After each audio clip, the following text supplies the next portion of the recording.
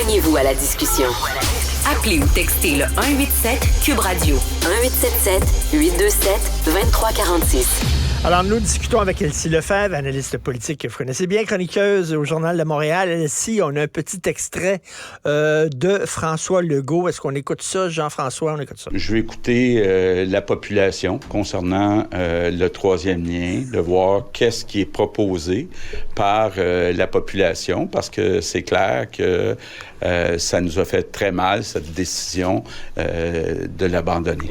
Pour l'instant, c'est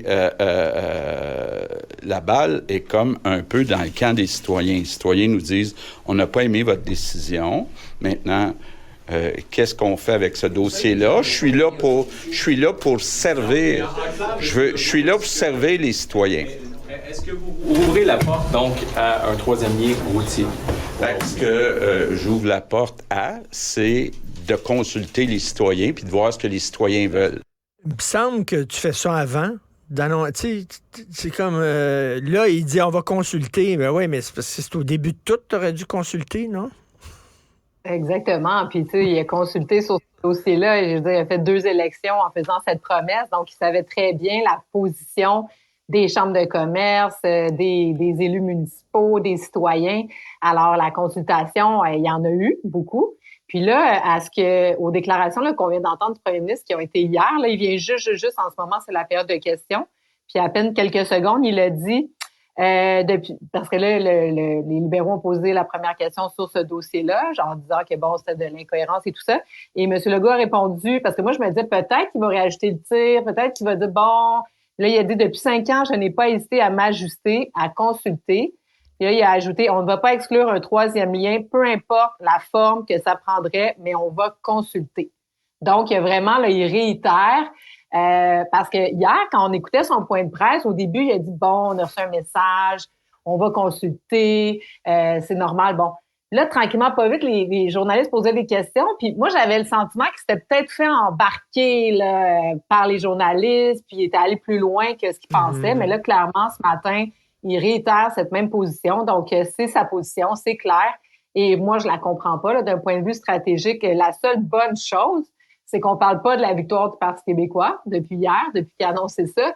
Mais sinon, je ne comprends pas cette stratégie. Il réouvre une boîte de Pandore.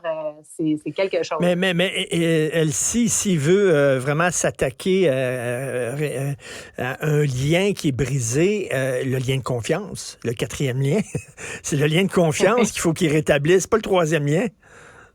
Ben exactement, parce que c'est une drôle de lecture qu'il fait des résultats de Jean Talon. De toute façon, c'est que les résultats de Jean Talon, il y a peut-être une partie qui est liée au 3e lien, mais c'est pas le 3e lien en soi, c'est la promesse rompue, c'est la manière cavalière d'avoir rompu cette promesse-là aussi. Tu sais, je veux dire, il s'est même pas présenté lui-même là, en conférence de presse. On se rappellerait que c'est Geneviève Guilbeault qui est arrivé avec ses piles de dossiers puis qui a annoncé que c'était terminé. Le caucus avait même pas été informé. Tu te rappelles Richard de Bernard Drainville là, qui pleurait pratiquement en train de s'excuser. Puis d'ailleurs, Drainville lui aussi est sorti. Qu'est-ce qu'il nous a dit, Bernard Drainville? On va écouter les gens. Tout est sur la table. Donc, Bernard Drainville épouse finalement la position de François Legault.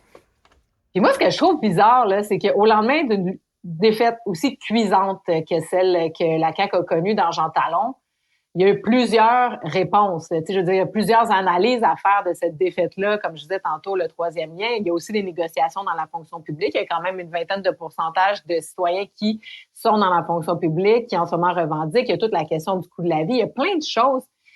Puis une partielle, c'est l'occasion d'envoyer un message. Pourquoi François Legault prend ce message précis-là sans même avoir consulté son caucus? Moi, c'est ça aussi. Je veux dire, il n'y a pas consulté. Mais tu sais, puis en plus, le 3e lien, on sait qu'il avait sorti ça d'un chapeau pour avoir des votes dans la région. Ouais. Mais là, il est-tu en train de nous rejouer le même tour? C'est-à-dire, vous en voulez un? Fait que je vous le promets pour avoir des votes aux prochaines élections, pour être convaincu. À un moment donné, on a joué dans ce film-là, là. Ben c'est ça. Puis d'ailleurs, les chefs puis les partis d'opposition, c'est ce qu'ils ont dit ce matin.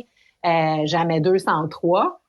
Puis, je veux dire, je peux pas croire, parce que moi, ce qui m'interloque dans ce dossier-là, c'est que, bon, tu l'as promis une fois, tu l'as promis 2 fois. Il y a plein de gens qui n'étaient pas d'accord. Bon, évidemment, il y avait des gens qui étaient d'accord, mais bon, c'est un peu n'importe quoi. Tu sais, on était rendu le plus grand tunnelier au monde. Tu sais, je veux dire, c'était n'importe quoi. Éric Kerr, tu rappelles-toi, qui nous a dit « Je démissionne si mon sang va couler ». Je ne me rappelle plus trop ce qu'il a dit, mais ça avait plus d'allure. Et là, on revient là-dedans sur la prémisse que je vais consulter. François Legault, il y a 89 députés, là, 88 avec lui-même. Il les a même pas consultés. Il leur a même pas parlé. Donc, d'abord, ça commence vraiment mal. Puis, jamais 203, moi, je pense que ça marchera pas, ce coup-là, parce que là, tout le monde n'est pas... En fait, tout le monde n'est pas content en ce moment, là. Je veux dire, bon, j'ai écouté ton entrevue avec le maire Laulier. Bon, lui, il est un peu content, mais est-ce qu'il fait vraiment confiance à François Legault? Pas sûr. Mais tu sais, écoute, est-ce que ça a joué tant que ça, le troisième lien, dans l'élection de Jean Talon? Est-ce qu'il se raconte des histoires? Est-ce que c'était un référendum sur le troisième lien, cette élection partielle-là? Ben non, moi, je pense pas. Je pense que c'est plutôt un genre de référendum sur la gouvernance. Justement, qu'est-ce qui se passe? Comment que ça s'est passé, le troisième lien, de manière générale, qu'on soit pour ou contre? Le tramway, on ne sait pas trop encore les coûts, tout ça. En même temps, sur le tramway, moi, je vais être prudente parce que ils peuvent pas étaler les coûts, sont en processus d'appel d'offres. Donc, tu sais, je veux dire, ils peuvent pas donner des chiffres avant que ça sorte. Ça donnerait de l'information à ceux qui veulent déposer les soumissions. Donc, tu sais, il faut être prudent sur le troisième lien. Mais par contre, la fonction publique, tu sais, je veux dire, ça traîne quand même depuis des semaines.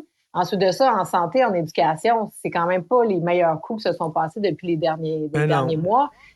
On ne peut pas avancer. Donc, tu sais, c'est un peu l'ensemble de l'œuvre. Et, tu sais, si on revient un peu à la victoire du Parti québécois, c'est aussi que, il y a une alternative crédible qui fait son travail efficacement à l'Assemblée nationale avec un candidat quand même de prestige.